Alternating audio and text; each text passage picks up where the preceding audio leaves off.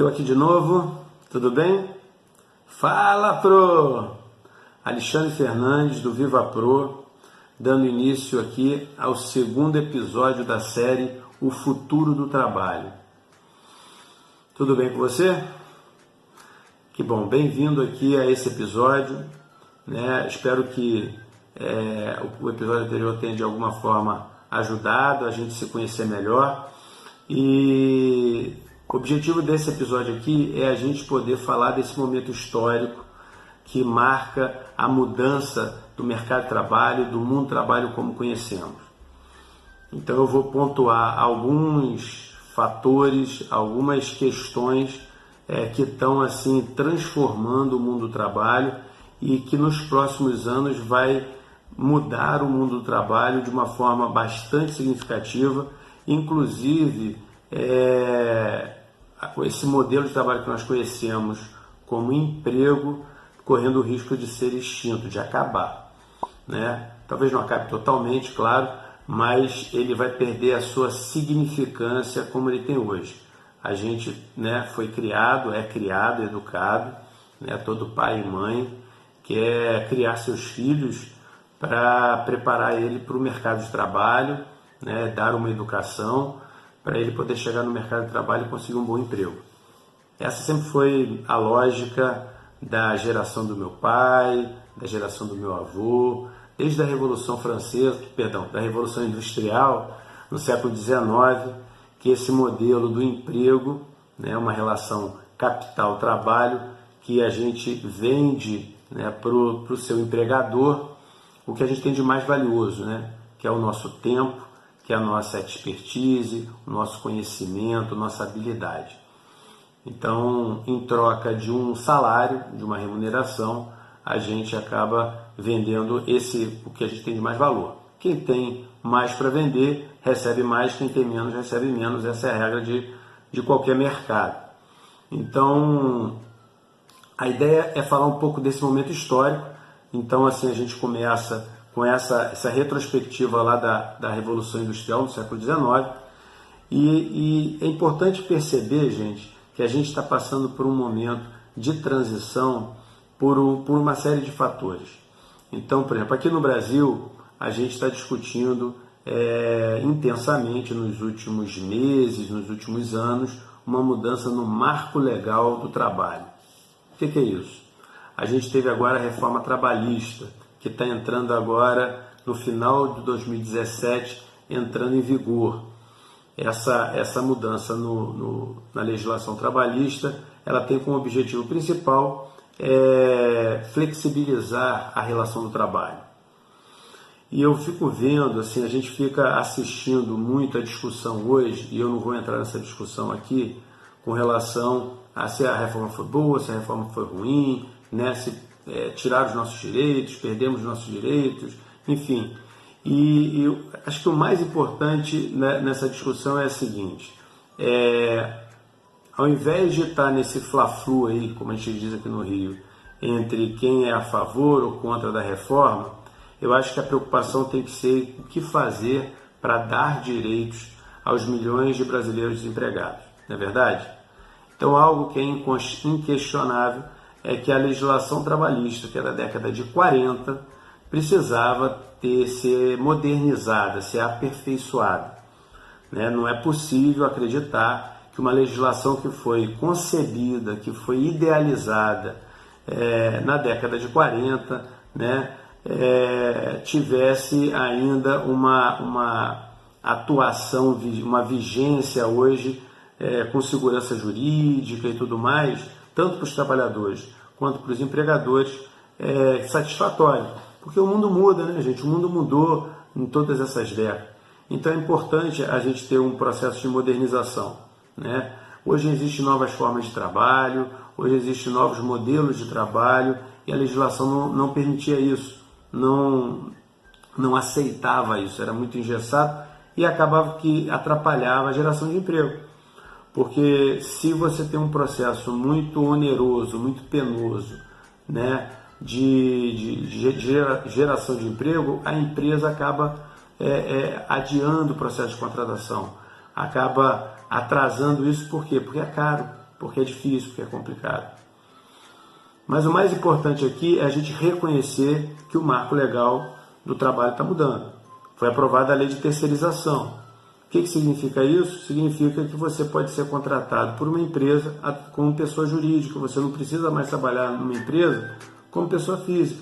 A empresa pode contratar a sua habilidade, a sua expertise através da sua empresa, né? Se você tem um MEI ou se você abre uma empresa limitada e quer prestar um determinado tipo de serviço.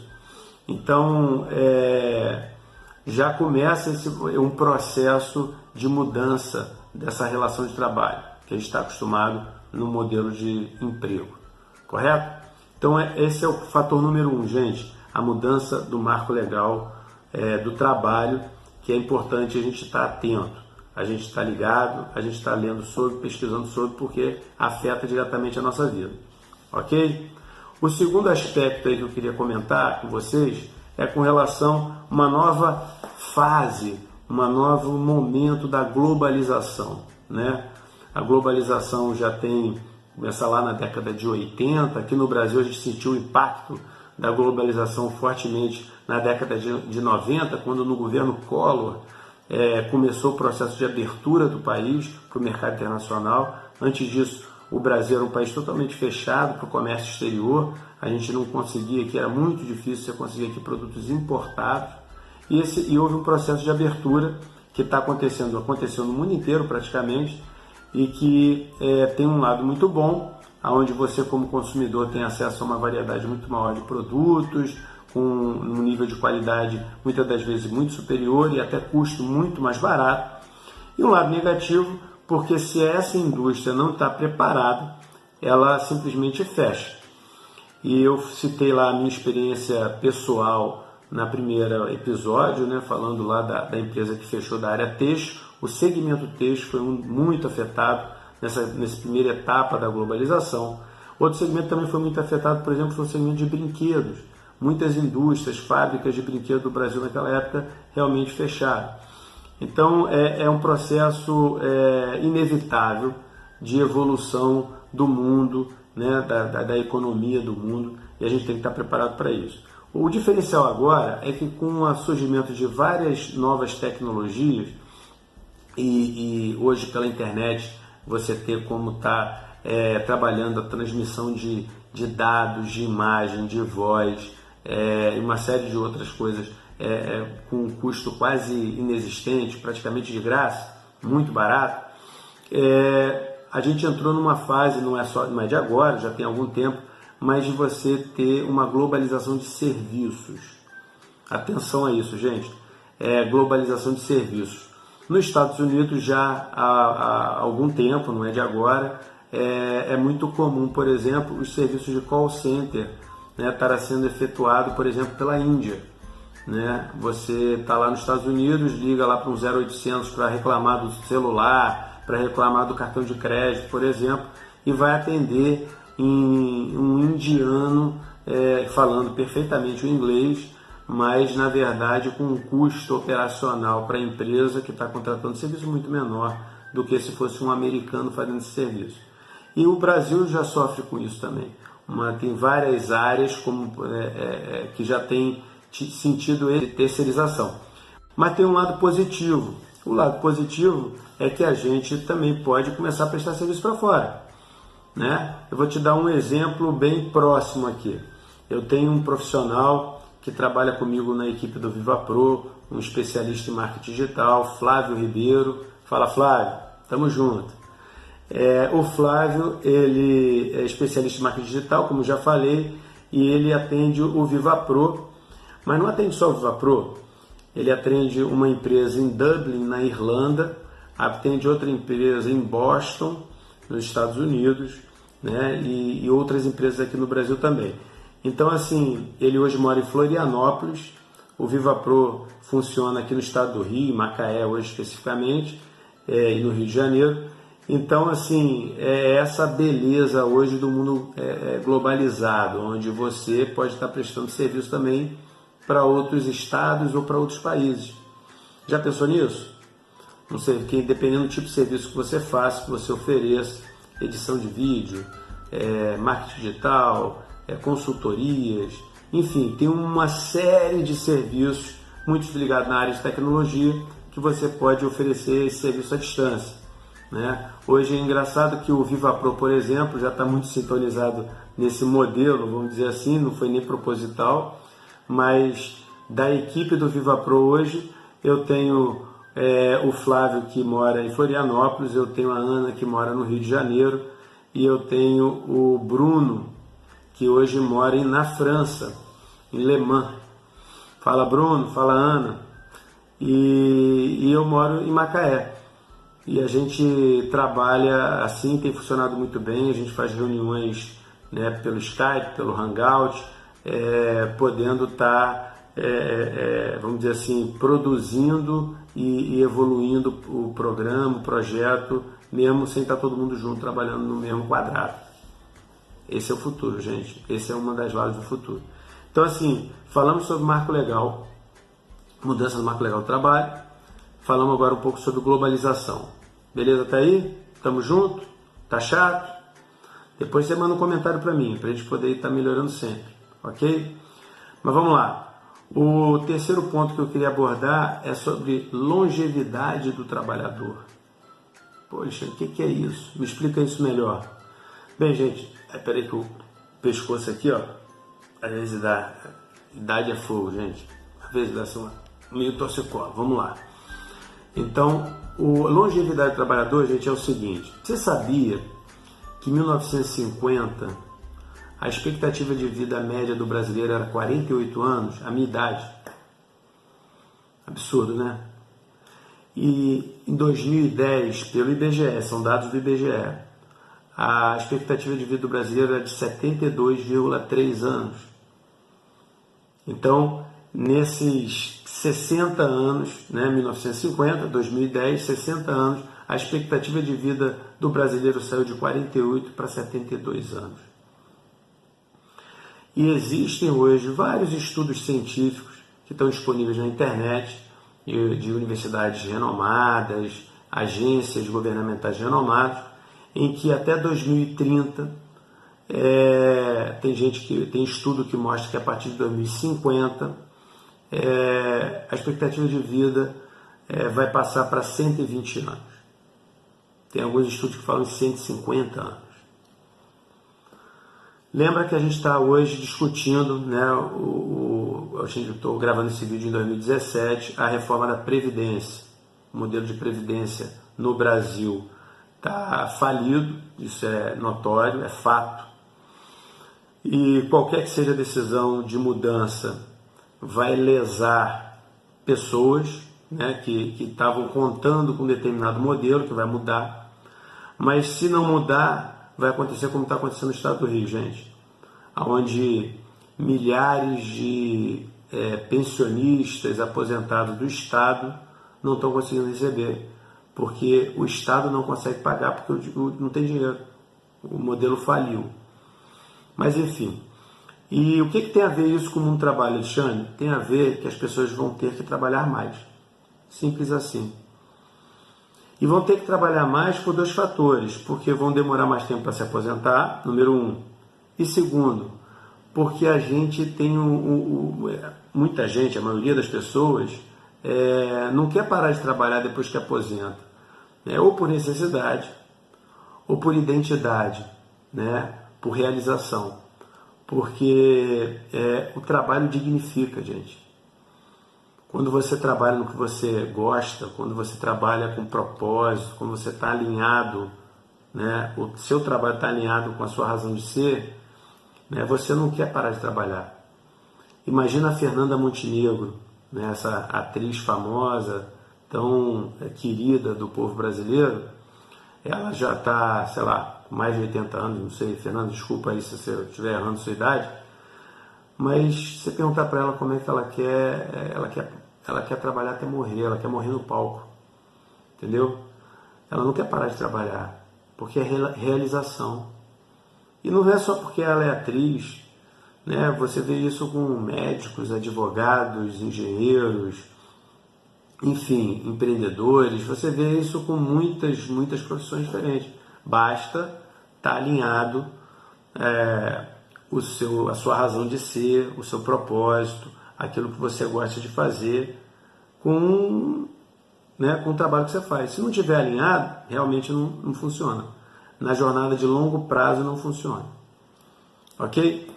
Então, a longevidade do trabalhador vai gerar isso, gente. Nós vamos estar temos que acostumar a lidar com profissionais cada vez mais idosos, vou chamar assim.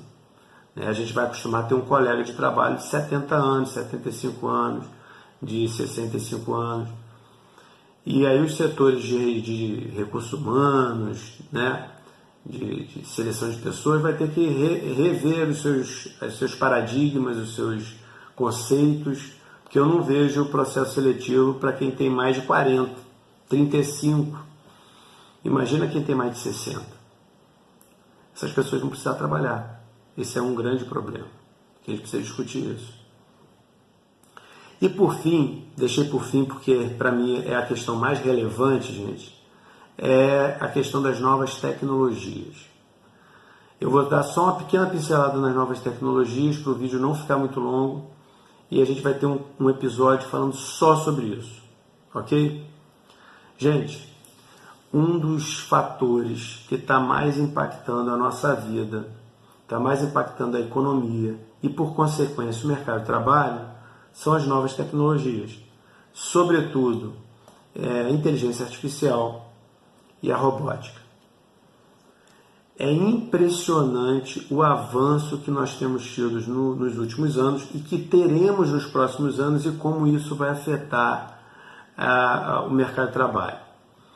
E não é só a tecnologia, é a tecnologia alinhada ou agregada a um novo modelo de negócio. Vou me explicar melhor, vou dar exemplo, que eu acho que é melhor do que qualquer coisa. Até pouco tempo atrás, até alguns anos atrás, um mercado que era muito farto, muito, vamos dizer assim, aquecido no Brasil, era o de videolocadoras. Quem que está me vendo aqui que não era sócio de videolocadora, que não tinha um aparelho de VHS lá antigamente, né? Eu que tenho 48, começamos lá com VHS, que era o videocassete que a gente tinha. Depois passou para o DVD, o aparelho de DVD, e agora por último veio o Blu-ray. Enfim, esse mercado praticamente acabou. Ele está sendo dizimado por novas tecnologias e um novo modelo de negócio. Quantas pessoas aí do outro lado que estão me assistindo assinam, por exemplo, o Netflix? Ou veem vídeos, filmes pela internet? Então, a tecnologia ela fez uma ruptura no modelo tradicional. E esse modelo acabou impactando. Imagina quantos empregos, seja em videolocadoras, seja na fábrica que fazia a mídia do DVD, aquele de CDzinho, né, o DVDzinho, a fábrica do aparelho de DVD, de Blu-ray. Quantos empregos foram para o saco? Simplesmente foram extintos. Porque eu pergunto, quem hoje teria coragem de investir nesse mercado de videocassete? Perdão, mercado de DVD, videocassete já ficou para trás, gente. Desculpa aí. O mercado de DVD. Quem teria coragem, gente? Então isso está em todo lugar. Isso está na saúde, está na educação, isso está na agricultura, isso está no mercado financeiro, no comércio. O comércio eletrônico, ele está crescendo numa velocidade assustadora. Por exemplo, a Amazon, que é hoje a maior varejista do mundo, com um faturamento de mais de 150 bilhões de dólares por ano, tem um valor de mercado quase 2 vezes maior do que o Walmart. O Walmart tem hoje já no Brasil várias lojas, né? Não sei se na cidade que você mora tem um Walmart, mas é o maior, era até pouco tempo a maior rede de varejo do mundo, né? E foi atropelado pela Amazon, que não tem loja, é tudo pela internet. E por aí vai, gente. É um processo inevitável, é um processo que está em curso e caminha a passos largos. Tem um estudo, né, feito em 2013, um artigo que foi publicado em 2013 pela Universidade de Oxford, da Inglaterra, que aponta que até 2030, 47% das ocupações de trabalho, dos empregos, vão ser extintos pela inteligência artificial, pelos robóticos, pelos robôs, enfim, por alguma inovação tecnológica. 47%. Se você quer saber se a sua profissão corre risco, me assiste lá no próximo episódio, que nós vamos falar disso com profundidade. Valeu? Gente, manda recado, escreve aí comentários se tá gostando da série, se está fazendo sentido esse tipo de conteúdo, para a gente poder estar estimulado a produzir mais conteúdo, a melhorar sempre, ok? A ideia é estar compartilhando, ninguém está aqui, eu não acho que sei tudo, obviamente não sei, estou aqui simplesmente preocupado com essa situação, por toda essa minha história que já contei para vocês no primeiro episódio, mas querendo, sobretudo, compartilhar conhecimento, experiência para ajudar quem está aí do outro lado, ok? Então é isso, gente. Fique com Deus e tamo junto.